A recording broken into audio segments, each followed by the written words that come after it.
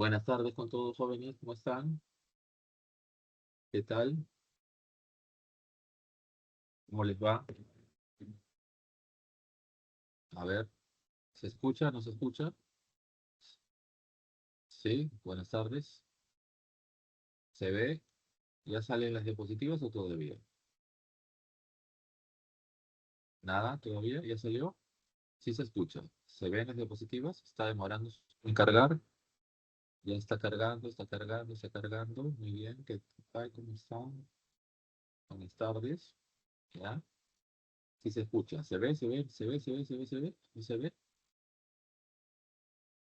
¿Se ve o no se ve? Sí se ve. Muy bien, muy bien. Muchas gracias por lo que están respondiendo. A ver, para empezar, ¿alguna pregunta de las sesiones anteriores? Pueden hacer por el chat. TB, Fernando. Esa es escritura en Messenger. Se recontra resumido. TB. Está bien, está bien. En todo caso, pone sí se ve, ¿no? Eso se llama, antes se llamaba taquigrafía. La escritura taquigráfica, o sea, con menor cantidad de caracteres. Pero bueno, ya cada uno escribe de acuerdo a sus necesidades e intereses, ¿no? Bien, vamos a empezar nuestra sesión del día de hoy. El- esta semana nos toca, sí, el tiempo es muy corto, tienes toda la razón, por eso esta semana nos toca Edad Media y he tratado de resumir lo más que pueda, ¿ya? En estas diapositivas, porque ya, mucha, es bastante, bastante, bastante la necesidad de resumir la información. Ya. Y ojo, tendría que revisarla separata para ponernos de acuerdo con la información. A ver, cuando hablamos de la Edad Media, estamos hablando de un proceso histórico que va desde la caída del Imperio Romano de Occidente, el año 476, hasta la toma de Constantinopla, que es la caída del Imperio Romano de Oriente en 1453. ¿Ya? La toma de Constantinopla por... ¿Quién toma Constantinopla? Los turcos otomanos y renombran la ciudad. ¿Qué nombre? ¿Cuál es el nombre actual de Constantinopla? ¿Cuál es el nombre de la ciudad actualmente? ¿Cómo se llama Constantinopla? ¿Alguien? ¿Cultura general? En el chat, por favor. ¿Cultura general? Nada. Uy, ya estamos mal, ¿no? Porque puede venir preguntas de eso. ¿Cuál es el nombre actual? Sí, pues, pero Turquía es el país. Pero ¿cuál es el nombre de la ciudad, de la capital? Nada. Estambul. Muy bien, Giovanni. Alguien la hizo. Alguien la hizo. Vean los demás, caballero nomás. Lugar donde se firman las novelas más populares de los últimos años. ¿Ya? Con clave sale, sí, graciosos. ¿Qué pasaría si todas las preguntas son directas? Ya, listo. Ahí sí la gente sufre, ¿no?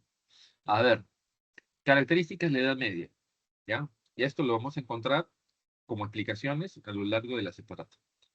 Es una época de permanentes conflictos, invasiones, guerras de conquista, guerras religiosas y dogmatismo religioso, fundamentalismo. Las cruzadas son parte de eso, ¿no? Es una edad exclusivamente europea. No vemos la Edad Media en otras épocas, ¿sí?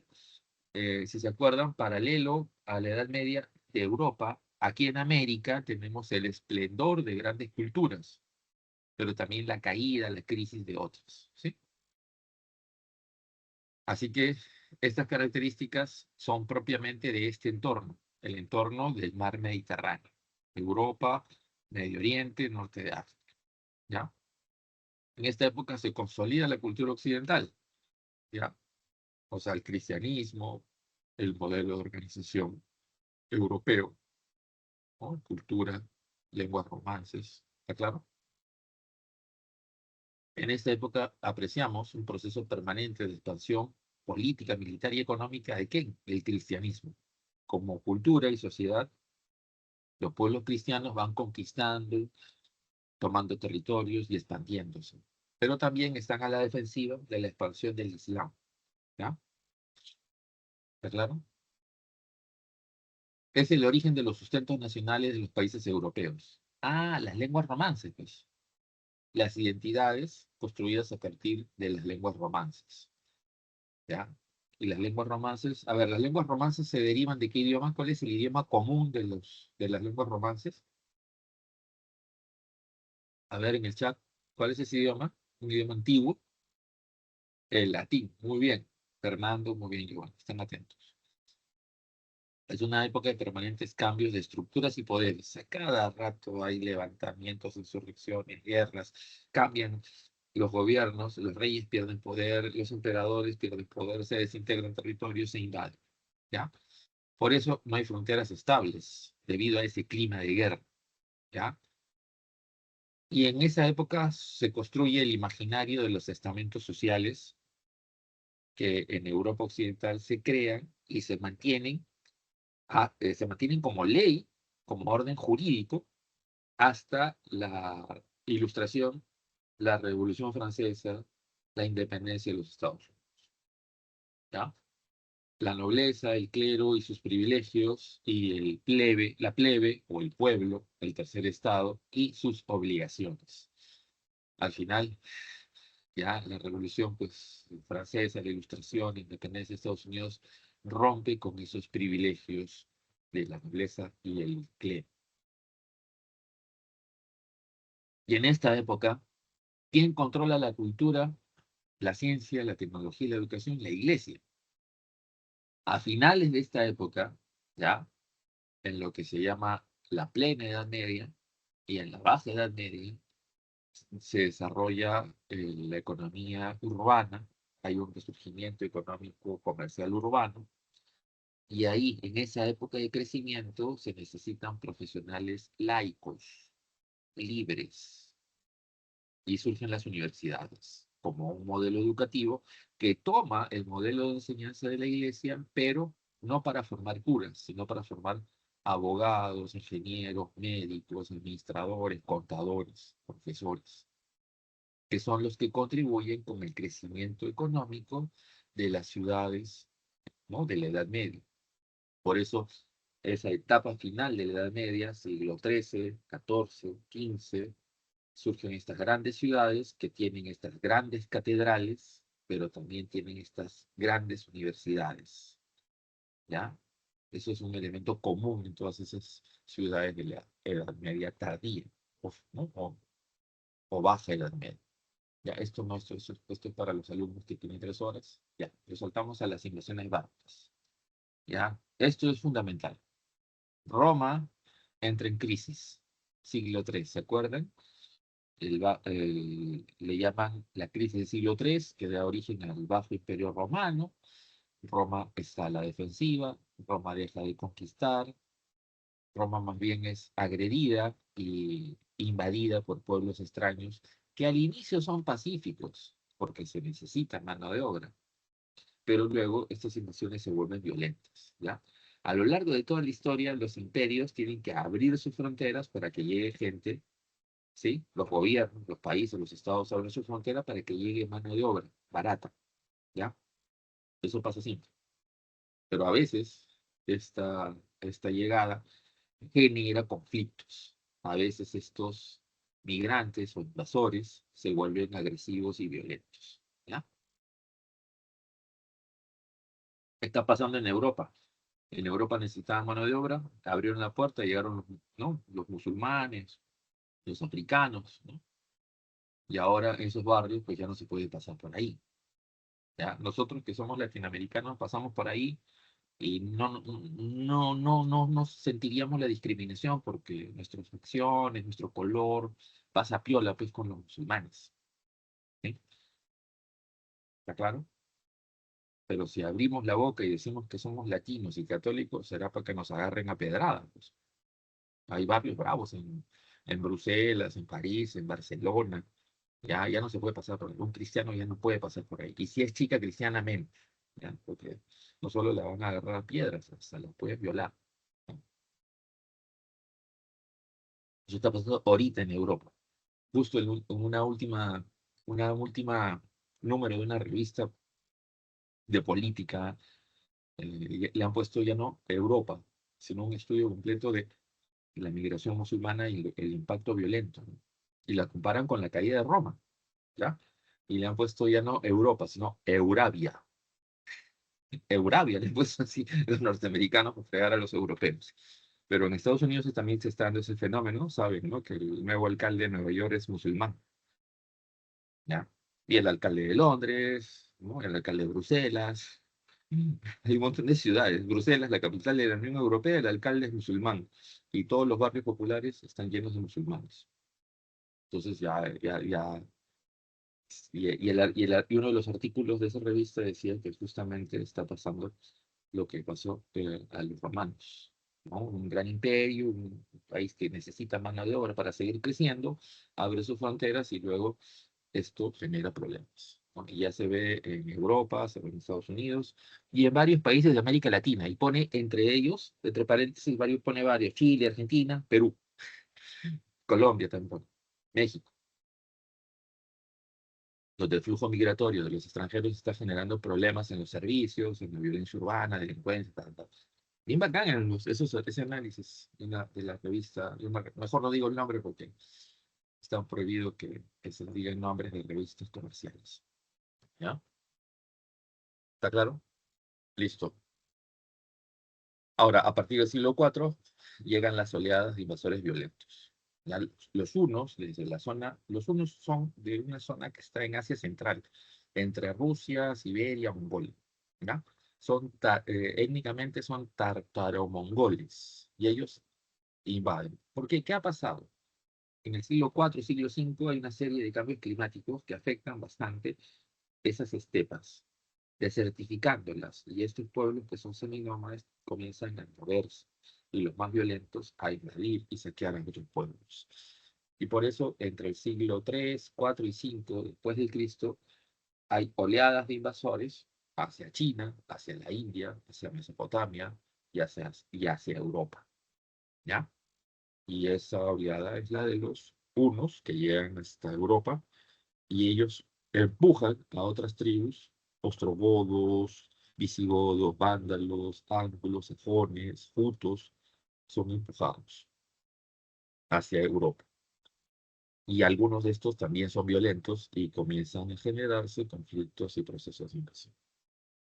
Y al final termina colapsando el imperio de Occidente. ¿Ya? Sobre todo el Occidente, ¿por qué? Porque los emperadores de Occidente consideraban que podían hacer frente a los invasores, que los ejércitos romanos podían con los invasores, y se demostró que no. ¿Y por qué el bizantino duró? Porque los emperadores bizantinos más vivos, más astutos, hicieron algo, como contrataron a los ostrogodos como su ejército. Así que durante casi 100 años el ejército bizantino fue el ejército ostrogodo. ¿Ya? Entonces, ya, respetos. Y ahí hay una serie de fechas, las he puesto ahí. No les van a preguntar por fechas en los exámenes, pero les van a preguntar por orden cronológico. ¿Ya? Hay preguntas de orden cronológico. Por eso he puesto ahí esas fechas. No están en la separata. Algunas no están, ¿no? Pero míralas para que veas. La batalla de Adrianópolis es la batalla donde los romanos pierden. Y se ve ya, a partir de ese momento, el ejército romano no es la superpotencia militar del mundo, ya no. Y por eso empiezan los conflictos y las rupturas y el avance cada vez más fuerte de los bárbaros, ¿ya? El año 410, los visigodos toman Roma, y ahí está esa imagen de la toma de la ciudad de Roma. Y después ya comienzan a caer sus colonias. Britania, o sea, todo lo que ahora es Inglaterra, Gales, es conquistada en 450. Y ya pues la, la batalla de los campos cataláunicos es la unidad de varios pueblos bárbaros con los romanos para enfrentarse a quién, a los hunos, porque los hunos son peores, donde llegan, masacran poblaciones enteras y los sobrevivientes son esclavizados. Es alucinante lo de los hunos. Su rey, uno de sus reyes, a ver, decía, donde pisa mi caballo jamás crecerá la hierba. A ver, cultura general, ¿cómo se llama ese rey?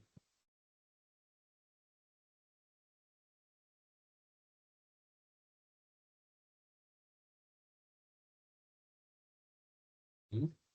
Muy bien. Bien, Jorge. Atila, rey de los hunos. Qué gracioso. Los hunos estuvieron tanto tiempo atacando e invadiendo Europa que Atila nació en Hungría.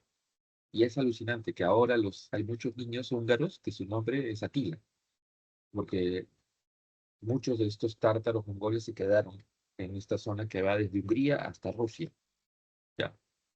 Y se mezclaron con los pueblos germanos. Y entonces hay un nacionalismo muy fuerte en Hungría y hay un montón de chibolos que yo conocí varios chicos cuando estuve en Europa viviendo, húngaros que se llamaban Atila. Es como si aquí los chibolos que le dicen a las mamás les pongan Manco Cápac, Pachacutic, así, ¿no? Eso no es normal en el Perú, ¿sí? Acá más bien, ¿qué nombre les ponen a los chibolos? Y hay una tendencia ya en algunos salones a poner nombres musulmanes. Hay mucho Ahmed, Ibrahim, Omar, ¿no? Ahmed, Muhammad. Ya esa tendencia ya. Ya vamos hacia el Islam, ¿ya? Se ríen por ahí algunos. Ya. Las invasiones van a dar lugar al fin del Imperio de Occidente, surgen las lenguas romances, se difunde el cristianismo como culto oficial. Sí, muchos pueblos bárbaros adaptan el cristianismo para poder controlar mejor a su población y evitar levantamientos, pero por tantas guerras, la economía se ruraliza y las grandes ciudades van a perder población, ¿ya? Se forman estos reinos germánicos que se la pasan peleando permanentemente entre ellos, al interior de ellos y con otros pueblos más. Y varios de estos, los más importantes, van a ser conquistados por otros, ¿ya? Por ejemplo, el reino vándalo, los bizantinos. Más adelante veremos Justiniano, que es el máximo emperador bizantino, y él empieza una guerra de reconquista de territorios y se baja en el 534 a los vándalos, en el 554 a los ostrogodos. Y los musulmanes invaden el reino visigodo, ¿ya? Y los vikingos invaden el reino de los anglos y sajones. El único reino que sobrevivió a estas guerras e invasiones e inició una fase imperial de conquistas de territorios, ¿cuál es? A ver, ¿cuál es? En la separata está. Es el reino franco. ¿Ya? Los francos, después de que los musulmanes conquistan la península ibérica, cruzan los Pirineos, que es la cordillera que divide, ¿no?, la península ibérica con Francia, entran a Francia y comienzan a atacar y a saquear. Y es ahí donde aparece un noble guerrero que tiene el cargo del mayordomo. Sí, los turcos otomanos también son musulmanes, hasta ahora. Sí. Ahora, Turquía es un país musulmán, de mayoría musulmana, pero no apoya el fundamentalismo islámico. Turquía, después de la Primera Guerra Mundial, hubo una revolución y ganó un partido socialista que declaró a Turquía como un estado laico. Y en Turquía persiguen el fundamentalismo religioso. ¿Ya? Si hay, en Turquía está prohibido el fundamentalismo religioso de la religión que sea. En Turquía es alucinante. Tú puedes ver una mujer totalmente con burka caminando en la calle y al costado una chica caminando en tanga. Yo estuve en Turquía unos días, en verano, calor infernal, y había chicas en burka, totalmente forradas, y había chicas caminando en tanga en la calle. ¿Ya? Normal. Si eso no pasa en otros países musulmanes. Y en países de Europa, en barrios donde hay mucho musulmán, eso no pasa. ¿Ya? A la chica la apedrean. No es broma. ¿Ya? Entonces, Turquía sí es un sitio así, ¿no? Salvo si entras a los sitios históricos, no pueden, ¿no? Ni siquiera los varones pueden ir con short. No short, no ropa de baño, ingresando a sitios históricos, a la mezquita que ahora es la gran mezquita de Estambul, que antes fue la iglesia de Santa Sofía, a los palacios, al Palacio de Topkapi, al Museo Topkapi, que es el más bonito que hay en Estambul. Estoy haciendo propaganda turística. Bueno, ingresen a San Marcos y se van de intercambio. Y tenemos varias carreras en intercambio con universidades turcas, ¿ya? Por si acaso. Pero eso solo pasa si ingresas a San Marcos, ¿ya? El resto de universidades como que no, nada. te tienes que pagar todo. Bueno, el reino franco, ya, conquistan los francos las Galias, así le llamaban los romanos a esas provincias. Y los francos se hacen cristianos, ¿para qué? Para que puedan generar un mejor gobierno, ¿ya? Y aliarse con las élites cristianas de los territorios conquistados. ¿Ya? Eso lo va a hacer el rey Clodoveo, Clovis, ¿ya? En francés. Ahora, hay dos dinastías, la merovingia. Meroveo es el primer rey de los francos, reconocido por guerreros francos como dueño, jefe de las Galias. Y le cambian el nombre de las Galias a ¿qué? Reino Franco o Francia. ¿Ya? Listo. Pero hay debilidad. Este es un gobierno débil, ¿ya? Y encima los problemas de sucesión de los pueblos hermanos los debilitan más. El rey tiene que dividir las tierras entre sus hijos, tiene que entregar tierras a los guerreros, hay pleitos entre ellos. Resulta que cuando los musulmanes ingresan a Francia, ¿ya? No hay un reino franco, hay 5 reinos francos, y cada uno gobernada por un rey que es de la familia merovingia, de la dinastía merovingia. Y el que gobierna realmente, como lo explica el historiador franco Gregorio de Tours, San Gregorio, ahora no canonizado, es, todo el mundo habla de los reyes holgazanes, ¿ya? Y del reparto de la herencia, y de los pleitos internos, y quien gobierna es el mayordomo, que es el guerrero más poderoso de cada reino, ¿ya? Todo ese rollo sale del libro Historia del pueblo, del reino franco de San Gregorio, ¿ya? O Gregorio de Tours, por si acaso. Eso, los profes de academia repiten eso como loro, pero no saben la fuente. Entonces, Carlos Martel, que es el mayordomo, es el que gobierna y que tiene el mayor poder, tropas, riquezas del reino de Austrasia, convoca a todos los guerreros francos para hacer frente a los musulmanes. Y él dirige a los guerreros francos contra los musulmanes en la batalla de Poitiers. Chicos, si ganaban los musulmanes ahí, si se fijan en la separata, ¿ya? Ahora no hablaríamos lenguas romances, hablaríamos árabe, ¿ya? No habría universidad estatal, las mujeres no podrían estudiar muchas carreras, ¿ya? Eh, no hay, la idea de educación estatal pública no existe en los musulmanes, salvo los turcos. ¿Qué más? Estaría prohibido el alcohol, o sea, pena de muerte para el que consume o vende alcohol o drogas. Este, la mujer, ¿no? Legalmente es inferior al hombre, eh, cosas de ese tipo, que es lo que plantea el Islam, ¿ya? Entonces, cuidadito. Algunos dicen, no, el Islam está bien, sí, pero mírate, revisa bien para que veas. ¿Ya? No habría libertad religiosa ni libertad de expresión, ¿ya? Por si acaso. Lean, chicos, lean, lean. Vean noticias, lean periódicos, revistas, libros. Ya justo estaba, cuando empezó estos problemas últimos, me compré este nuevo libro para revisar sobre el fundamentalismo religioso, de una historiadora, Karen Armstrong, pues buena, que ha ganado varios premios. Ya estoy ahí revisándolo. Ahora vienen las vacaciones y yo tengo así, me hago mi programa de lecturas de enero, febrero, marzo. Bien, Carlos Martel se convierte y es nombrado por todos los reyes, nobles y guerreros francos como mayordomo de Francia. Y él hereda ese título a su hijo Pipino, el breve porque era chato. ¿Y por qué era chato? Porque desde muy joven comenzó a usar armadura y con tanto peso y ejercicio fuerte, ya pues se quedó chato, ¿no? Ese es Pipino el breve, que es enviado a defender Roma del avance de los bárbaros lombardos. Y se hace amigo del Papa. Y el Papa y Pipino hacen una conspiración para un golpe de Estado y convertir a Pipino en rey de Francia. Y eso hace, y derrocan al último rey merovingio, Childerico III. Pipino, rey de los francos, y hereda ese título a su hijo Carlos. Y Carlos continúa la guerra contra los bárbaros, derrota a los lombardos, a los sajones, a un montón de pueblos y conquista un montón de territorios, ¿ya? Y de ese tamaño del reino franco pasa a este tamaño. Enorme, ¿no?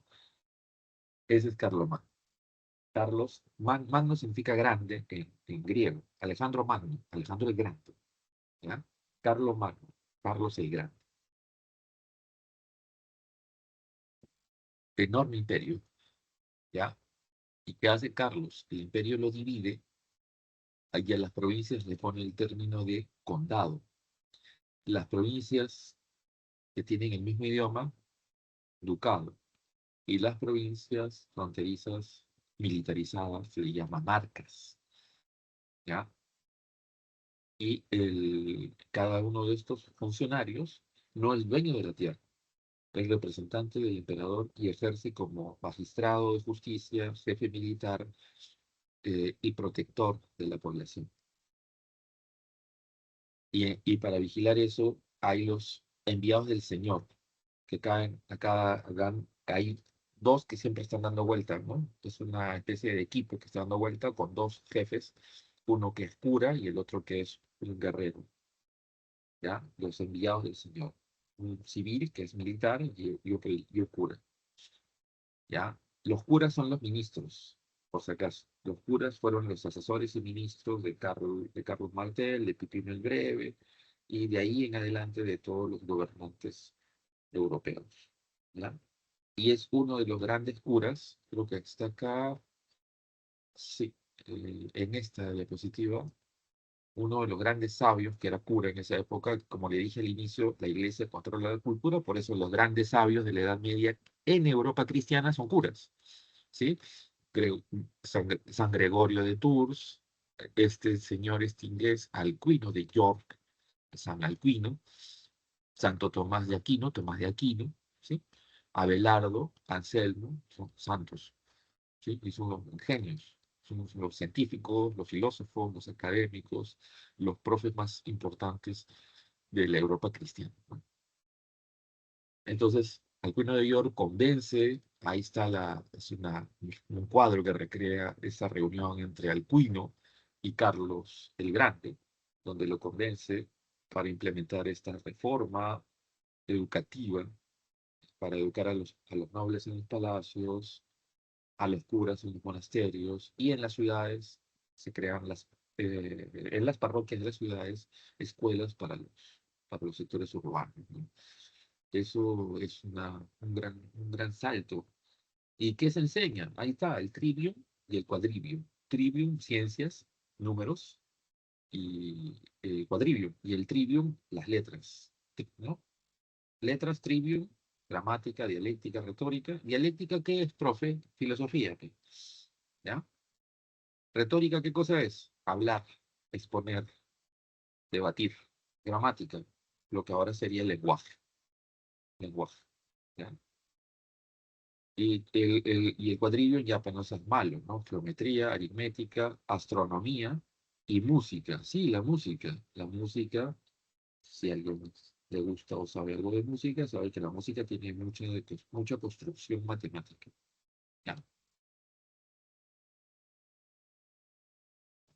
Entonces, y eso comienza a enseñarse. Vas a obtener una nobleza educada y sobre todo un clero educado. ¿Ya?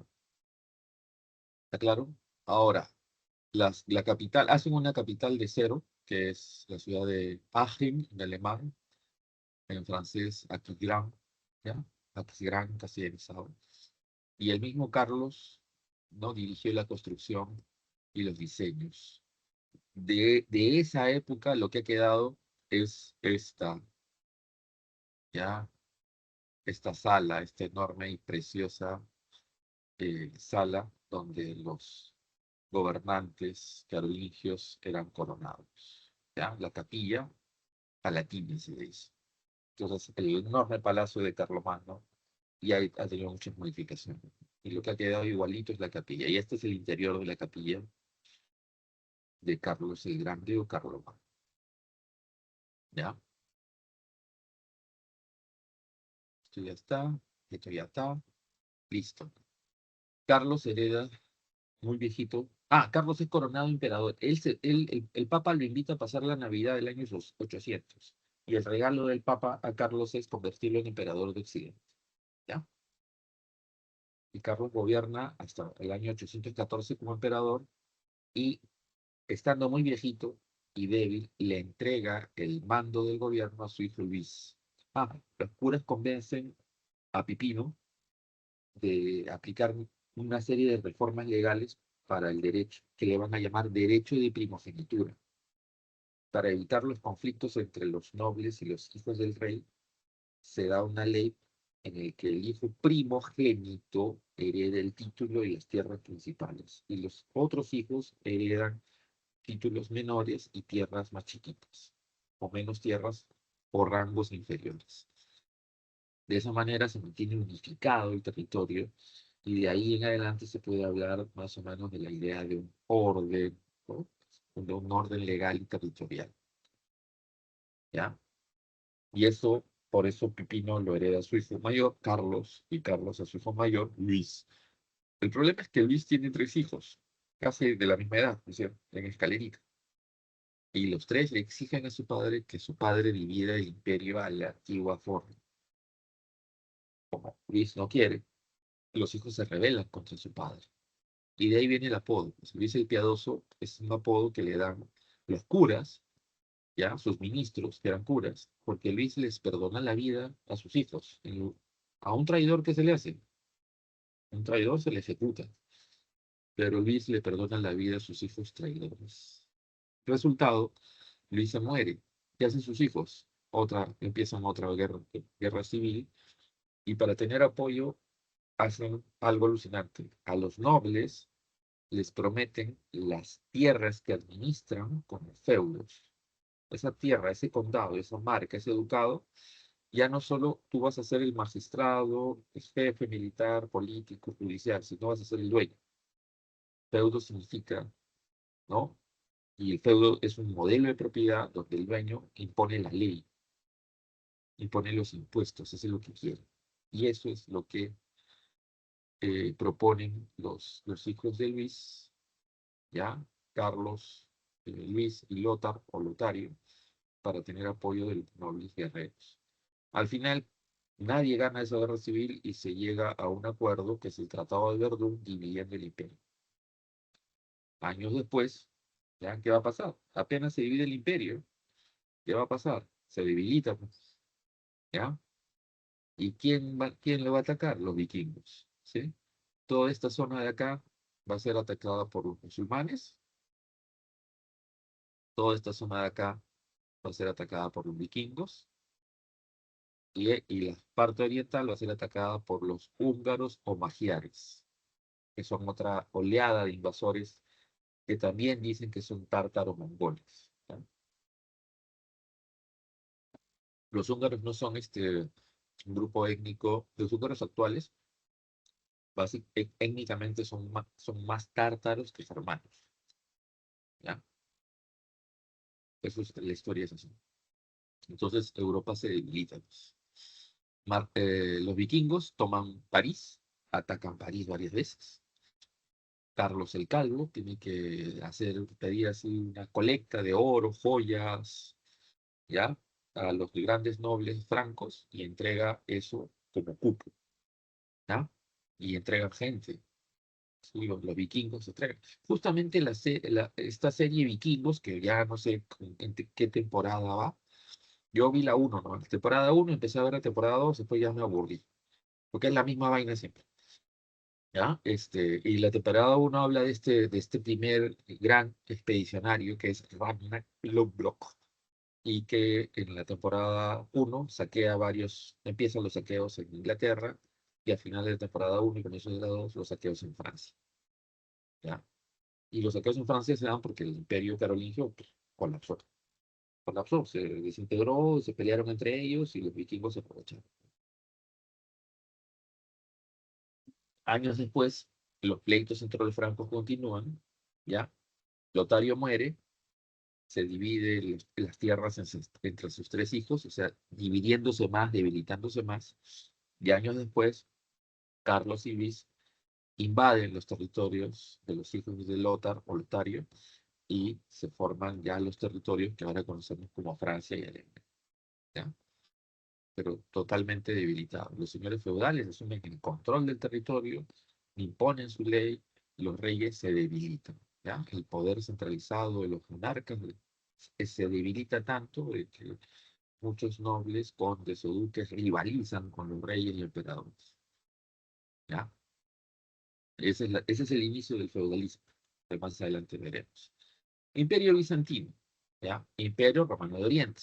¿Quién lo divide? Teodosio. ¿Ya? Cuando se da cuenta de que es imposible mantener unido el imperio entre los bárbaros, lo divide. Lo dividió.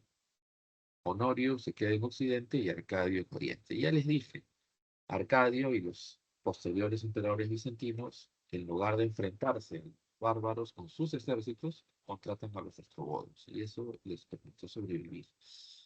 ¿Ya? Ahora, características específicas del imperio bizantino y por qué sobrevivió tanto. Este imperio duró casi 1000 años. ¿Ya? Vamos. Mantienen el césaropapismo. ¿Eso qué significa? Que el jefe de la iglesia es el emperador. ¿Está claro? Ahora, ¿qué más?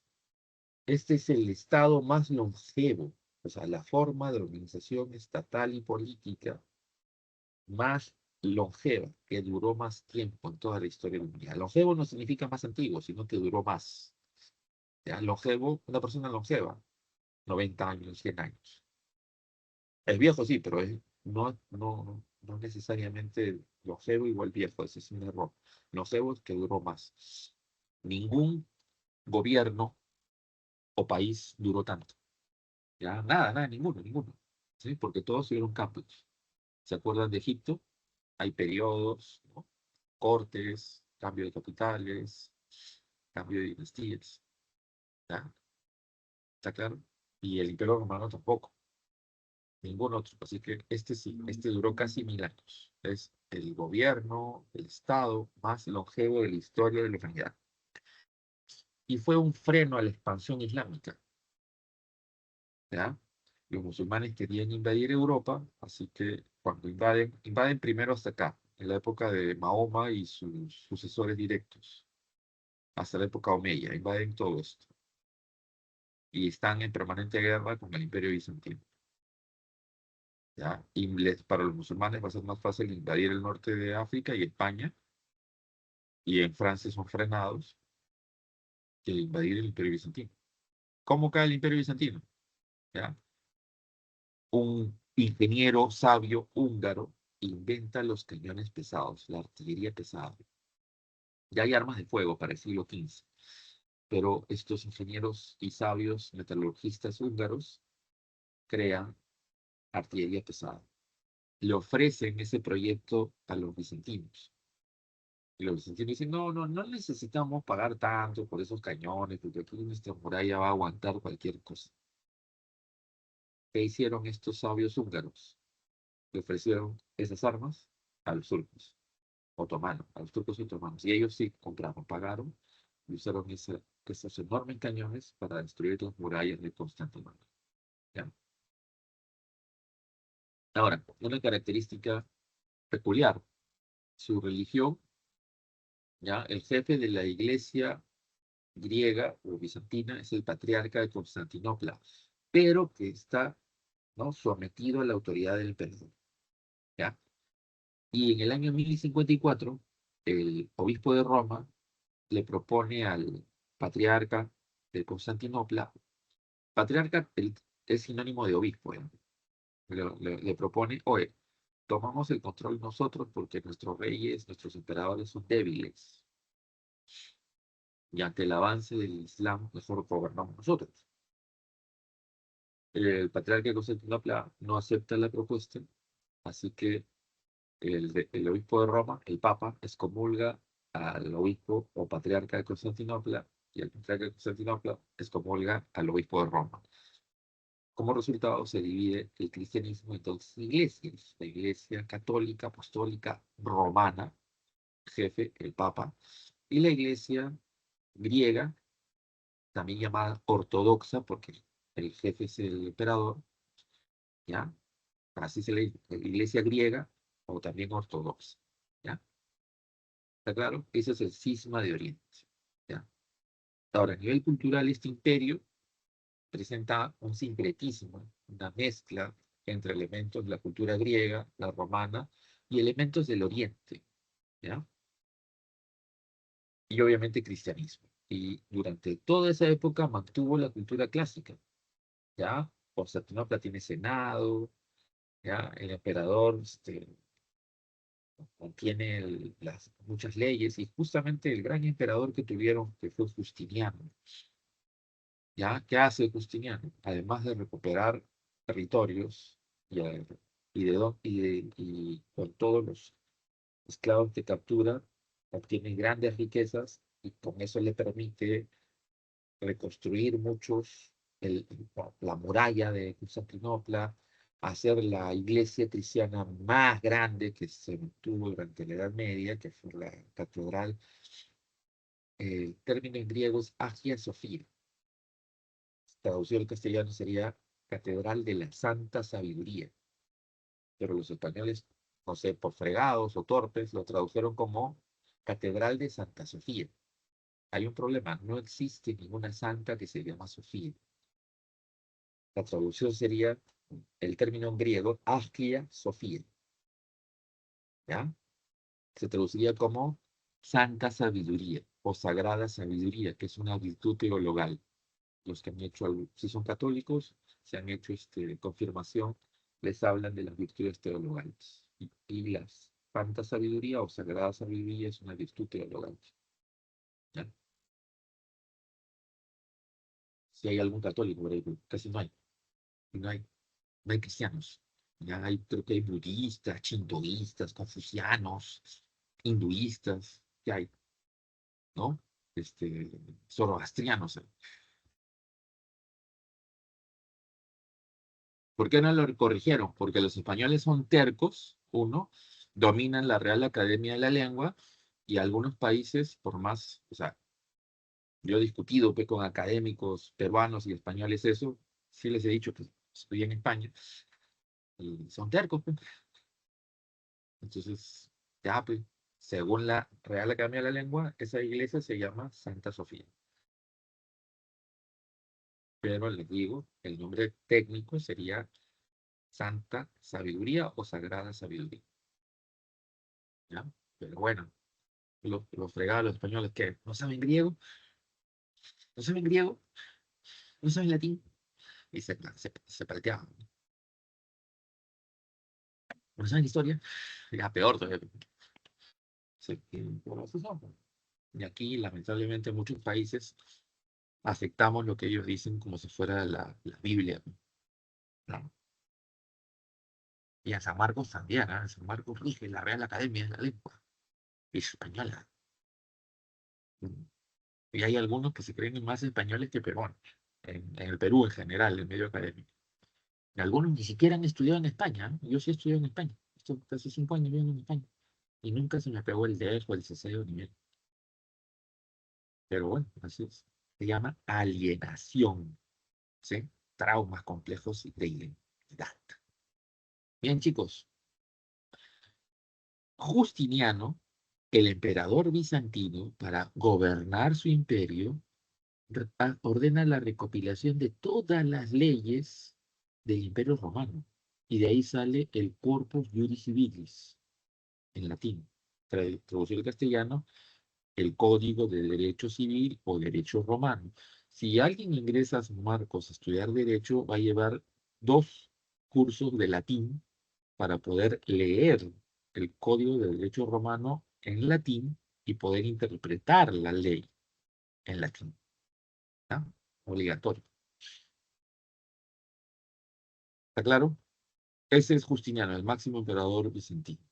Pero bueno, también hay varios problemas, ¿no? Surgen movimientos fundamentalistas religiosos en el Imperio Bizantino que buscan destruir las imágenes, como si fueran los evangélicos, pero tienen apoyo de tropas y de nobles y comienzan a atacar las imágenes, el culto a los santos, a la Virgen, destruyen iglesias, queman iglesias, ¿ya? Iconoclastas, del griego, que significa destructor de imágenes religiosas. Un icono es una imagen religiosa, ¿ya? Pero felizmente perdieron las guerras civiles, ¿ah? Porque si no hubiera sido la destrucción de una gran cantidad de patrimonio histórico y monumental del Imperio Bizantino. Ya les expliqué el cisma de Oriente, la ruptura de las dos iglesias, de ahí sale lo que ahora conocemos como Iglesia Católica Apostólica Romana y la Iglesia Oriental, ¿ya? O también llamada Ortodoxa. Ahora, Constantinopla cae en el 31 de mayo de 1453. Ya les dije, los turcos usan cañones enormes, artillería pesada hecha por los sabios ingenieros húngaros. ¿Ya? Loco, la historia es loca. Ya, ya hablamos del Islam en varios momentos. El Islam es una religión que comienza a ser predicada por Mahoma o Mohamed o Muhammad en la ciudad de la Meca, que es la ciudad sagrada para las tribus árabes. Hasta ese momento son politeístas. ¿Y qué hay en la Meca? La Kaaba. ¿Y qué es eso? Un santuario donde se rinde culto a un meteorito. Y que según su tradición politeísta es un mensaje de los dioses para que por lo menos un mes al año dejen de matarse, peregrinen y vivan en armonía, por lo menos un mes al año. Y a esa fiesta le llamaban Ramadán. Mahoma comienza a predicar ahí en la Meca, que es la ciudad sagrada, y sus planteamientos son muy, muy exigentes, muy fundamentalistas, y a Mahoma lo expulsan.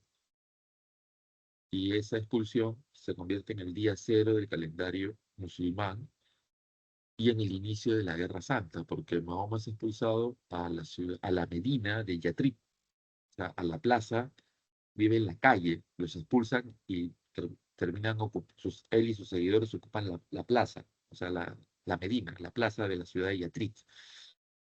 Y ahí ellos buscan más seguidores y empiezan la guerra para tomar la Meca, la Guerra Santa. Y el Islam se ha expandido, solo se ha expandido conquistando e imponiendo su ley, la Guerra Santa. ¿Ya? ¿Está claro? Y ahí Mahoma se muere y ¿quién sigue como líder? Su yerno, ¿ya? Su yerno. Y a esa etapa se le llama la época ortodoxa o el califato ortodoxo. Continúan las conquistas y una familia árabe en Damasco, en Siria, la familia Umayya, continúan las conquistas. Para la época básica, los musulmanes comienzan a pelearse entre sí y surgen las diferencias religiosas, las sectas. Y actualmente el Islam está dividido entre chiíes, que son más o menos más del 20% de todos los musulmanes, y el resto son suníes. Pero cada una de estas sectas grandes, familias de sectas, al interior se divide también. Y los suníes y los chiíes entre ellos se odian. Chiíes, Irán, ¿ya? Parte de Siria, parte de Irak, parte de Afganistán. Los suníes son la mayoría y se andan matando, ¿no? Y los mayores grupos terroristas actuales son básicamente eh, suníes, ¿ya? El Estado Islámico, los talibanes son suníes. Al-Qaeda más bien era un grupo musulmán que quería el integrismo, o sea, que las dos sectas se unan, ¿verdad? Bin Laden hablaba de eso. Es loco, ¿no? Pero así es la historia. Bien, eso es. Y ellos se expanden por un territorio que es el territorio de las redes de comercio. Por eso un montón de términos asociados al comercio vienen del árabe.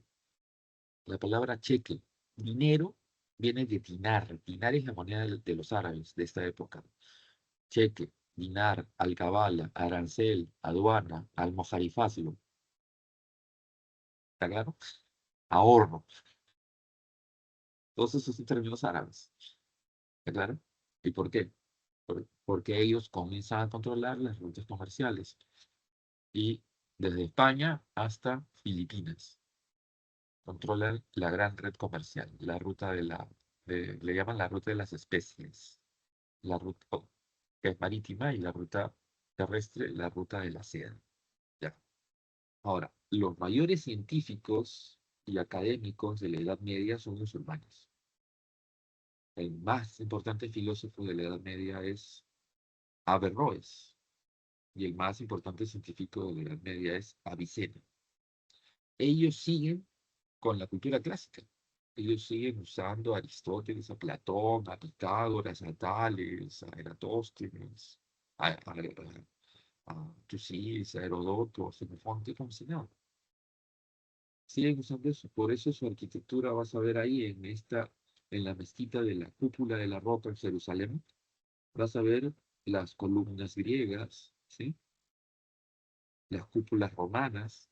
Ahí están. Ahí las ves o no las ves. Esa es la tecnología arquitectónica y el diseño de ingeniería y de planta que viene de Grecia y de Roma. Y la medicina de los griegos, así las ciencias experimentales de los griegos, las sigue desarrollando Avicena. Él dirige una universidad en lo que ahora sería Isfahan, en Irán, y Averroes en distintas partes de lo que ahora sería Irak, Siria, forma y utiliza a Aristóteles, a Platón, a los filósofos, a los científicos griegos. Alucinante, ¿no? Y más bien, cuando los cruzados llegan a Oriente, se dan cuenta de que, hoy los musulmanes han logrado ciencia, tecnología, comercio, crecimiento económico, y no leen a curas, obviamente. ¿A quién leen? A las bases de la cultura antigua, a griegos y romanos, y se rascan la cabeza. Y esos libros los curas los usan, pero entre ellos nomás, porque ellos controlan la economía, ¿no? Han monopolizado la ciencia y la cultura, ¿ya? Y gracias a las cruzadas, la, muchos nobles europeos ven que los árabes leen mucho a Avicena, y Avicena cita a los científicos griegos. Ven que leen a Averroes, y Averroes cita a los filósofos griegos y romanos. Y comienzan, oye, comienzan a buscar a Platón, a Aristóteles, y muchos cruzados que regresan a Europa se llevan los libros de Aristóteles, de Platón, ¿no? De los griegos y los romanos, y comienzan a educarse con eso. Y esos libros van a ser la base de la educación en las nuevas instituciones educativas urbanas llamadas universidades. Interesante esta lógica, ¿no? Ya. Feudalismo, está fácil. Ya les dije, surge de la desintegración del Imperio Carolingio.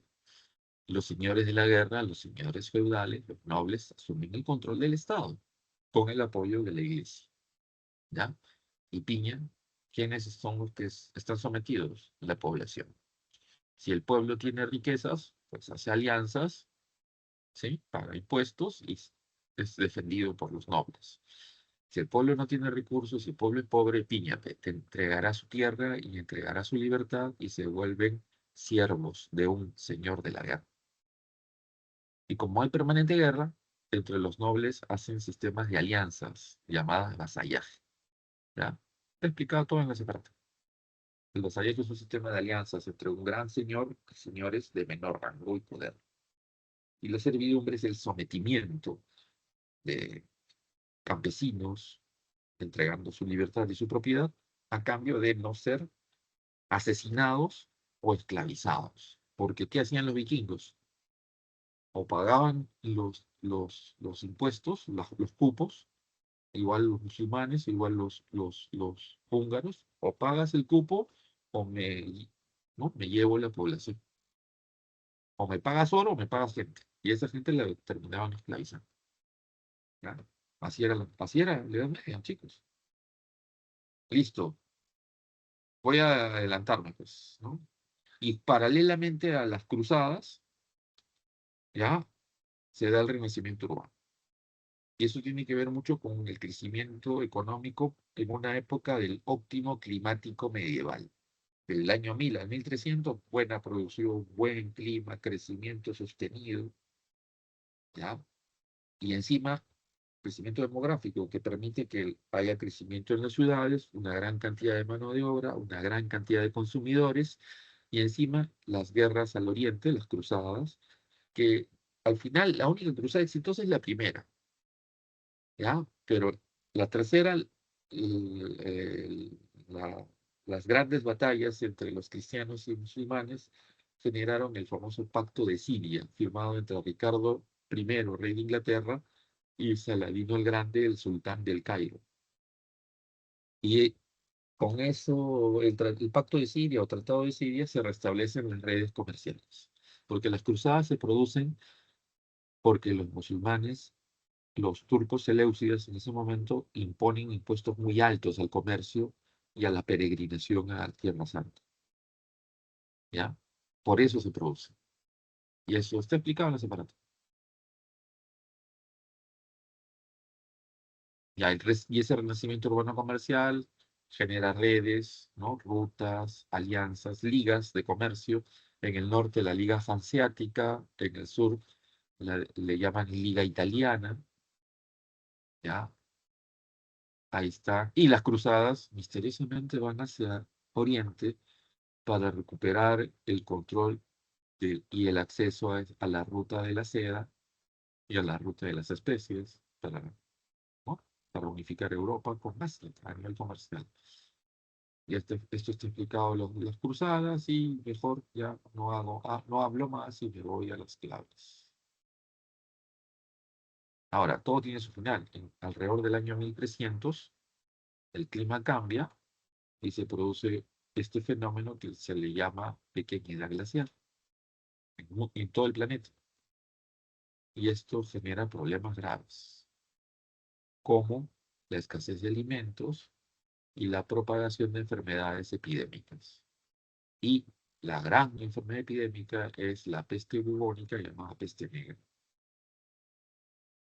¿Quiénes iban a luchar en las cruzadas? Los nobles, y los nobles pueden ser grandes señores o señores de menor rango que son vasallos.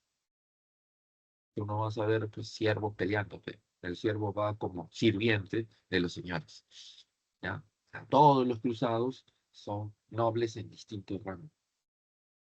¿Está claro?